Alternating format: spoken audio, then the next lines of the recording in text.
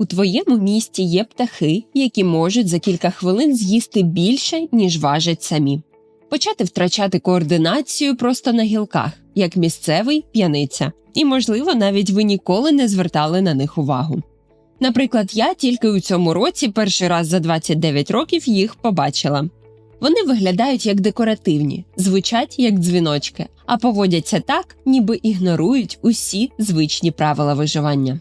І це не рідкість і не екзотика. Це омелюхи, які регулярно з'являються в Україні і залишають після себе більше питань, ніж відповідей. Зацікавило? Зараз буде невеличкий заклик підписатися, бо вам не складно, а для мого каналу важливо. Ну і коментарчик також. І полетіли дізнаватися цікавеньке.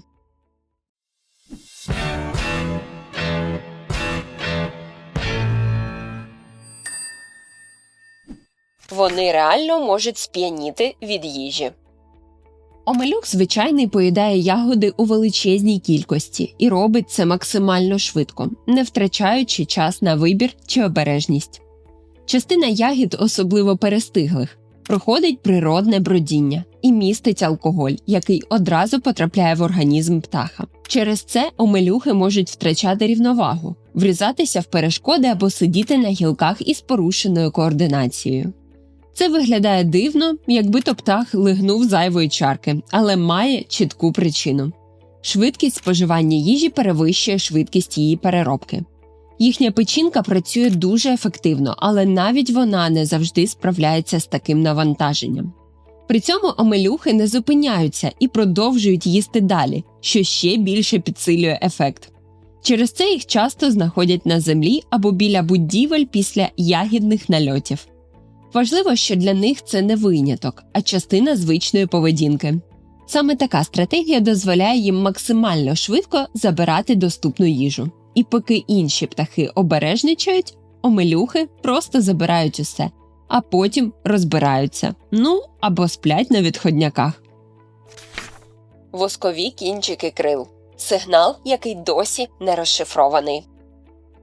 Омелюх має на крилах яскраво-червоні утворення, які виглядають як краплі застиглого воску. Це не випадковий ефект, це щільні структури на кінчиках пір'їн, які формуються з віком. Їх кількість може змінюватися, і саме це одразу привертає увагу дослідників.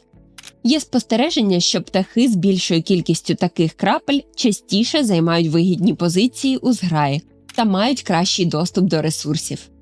Це створює гіпотезу про зв'язок із соціальним статусом. Інша версія – сигнал для партнера під час вибору, де яскравість і кількість стають маркером фізичного стану.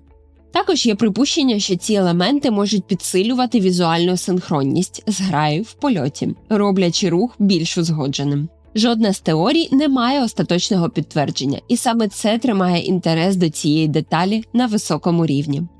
Омелюхи буквально носять на собі нерозгаданий сигнал, який працює, але ще не до кінця зрозумілий. І поки відповідь не знайдена, кожне нове спостереження додає ще більше питань. Вони формують зв'язки через передачу їжі. Омелюх звичайний використовує їжу не лише як ресурс, а як інструмент взаємодії. Один птах бере ягоду, підлітає до іншого і передає її прямо з дзьоба в дзьоб, іноді роблячи це кілька разів поспіль. Така поведінка повторюється між одними й тими ж особинами, що вказує на формування стабільних зв'язків, а не випадковий контакт. Це працює як механізм зміцнення пар або довіри всередині зграї, де важлива не сама ягода, а сам факт обміну. У моменти, коли їжі багато, ці передачі не зникають, що підтверджує – сенс не в виживанні, а в комунікації. Через це омелюхи підтримують структуру групи без агресії і без постійної боротьби за ресурс. Така модель виглядає просто, але фактично це складна система соціальних сигналів, де кожна дія має значення. І саме завдяки цьому зграя залишається стабільною навіть під час хаотичних переміщень. В цій передачі з'являється відчуття зв'язку, коли один віддає, інший отримує, і це тримає всю систему разом. Така проста дія, але вона працює. І якщо тобі відгукнулася ця історія і хочеться ще таких спостережень і деталей, можеш підтримати канал донатом на Монобанку. Це окрема історія, яка дає можливість знімати більше і робити контент сильнішим. А є важливіша історія про тих, хто без такого обміну просто не витягує. Безпритульні тварини не можуть самі знайти цей ресурс. І тут уже не про контент, а про реальну допомогу, про їхній порятунок, яким займаються небайдужі люди, волонтери. Підтримай їх, бо там кожна дія напряму впливає на життя. Дякуньки величезне. А ми далі до розповіді. Вони змінюють ландшафт через розповсюдження насіння. Коли омелюхи поїдають ягоди, насіння проходить через їхню травну систему і потрапляє в нові місця, вже підготовленим до проростання. Це підвищує ймовірність того, що рослина може закріпитися і почати рости. Оскільки омелюхи переміщуються на значній відстані, вони розносять насіння далеко від початкового джерела. Це означає, що вони впливають на розширення ареалів рослин і формування нових ділянок рослинності. Такий процес відбувається постійно і не потребує жодного контролю. Він є природним результатом їхнього способу харчування. Через це омелюхи стають важливими учасниками екосистеми, навіть якщо перебувають у певному місці недовго. Їхній вплив накопичується з часом і змінює середовище. Вони не просто споживають ресурс, вони перерозподіляють його. І це робить їх значущими далеко за межами одного сезону або місця. Скло в містах – одна з головних причин травм і смертей. Птахи масово врізаються у вікна та фасади через ефект віддзеркалення. Скло показує небо, дерева і простір, який для птаха виглядає реальним продовженням середовища. Омелюх летить без уповільнення, бо не розпізнає перешкоду як тверду поверхню. Після удару птах часто падає і лежить нерухомо, що виглядає як повна втрата свідомості. Через певний час частина з них відновлюється і різко злітає. Інші отримують серйозні травми і не виживають. У містах із великою кількістю скляних будівель такі випадки фіксують регулярно. Особливо небезпечні довгі фасади і прозорі переходи. Це одна з найменш помітних, але стабільних причин смертності для омелюхів. І більшість людей навіть не розуміє, чому це відбувається прямо поруч. Підпускають на відстань витягнутої руки і не реагують на звичний шум. Зграя спокійно тримається на гілках прямо над людьми і не зривається при звичайному русі під деревом. Кроки, розмови, звук дверей під'їзду, навіть двигун машини поруч не запускають миттєвий зліт. Птахи продовжують чистити пір'я, переступати по гілках і перекликатися, ніби нічого не змінилося. Дистанція скорочується до кількох метрів, інколи ще ближче. І це виглядає неприродно для дикої зграї. Різка реакція з'являється на чіткі тригери. Прямий швидкий рух у їхній бік, різкий жест руками або спроба доторкнутися до гілки. Після такого вся зграя підіймається одночасно і відлітає, але без паніки і без розпаду. Через кілька хвилин ті самі птахи можуть сісти неподалік і повернутися до звичного стану.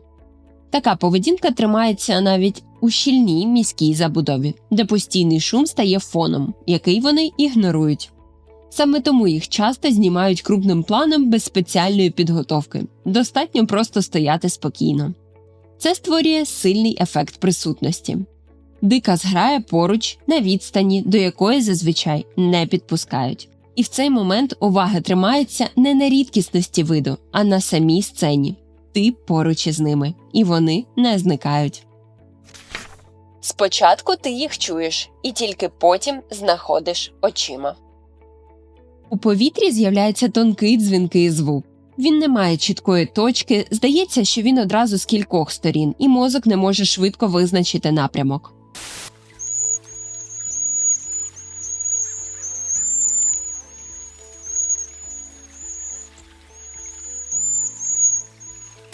Погляд піднімається вгору, але спочатку нічого не видно, тільки небо і гілки.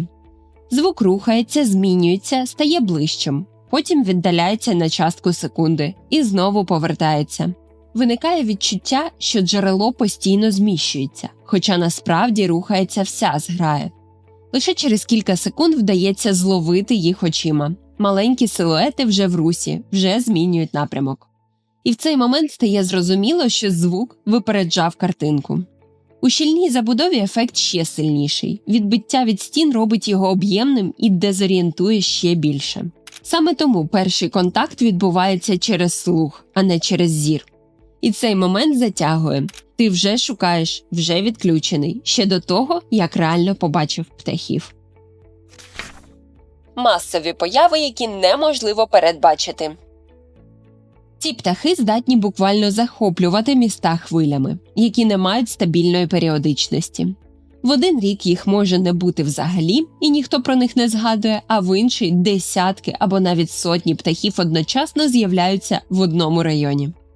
Це не міграція у звичному сенсі, а явище, яке залежить від врожаю ягід на великих територіях, часто за сотні кілометрів. Якщо на півночі різко не вистачає їжі, зграї зміщуються далі, поки не знайдуть нові ресурси.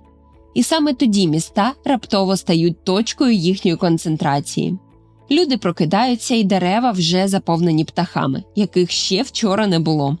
Такі навали можуть тривати кілька днів або тижнів, після чого зграї так само різко зникають. Немає плавного зменшення кількості, просто в один момент їх більше немає. Через це складається відчуття, що це була коротка аномалія, а не частина природного циклу. І саме ця непередбачуваність робить кожну появу максимально помітною і дивною для тих, хто бачить це вперше. Омелюхи не дають часу звикнути до себе. Сьогодні вони тут, завтра їх уже немає. І саме через це такі моменти врізаються в пам'ять сильніше, ніж усе, що відбувається постійно. Підписуйся, щоб не пропускати такі історії. Тут ти будеш ловити те, що більшість просто не помічає. І напиши у коментарях, ти б зупинився і подивився на них, якби побачив таку зграю у своєму дворі. Чи пройшов би повз, не помітивши. Помічайте красу навколо себе. Дякую за перегляд. Бережіть себе та природу. Слава Україні та її героям!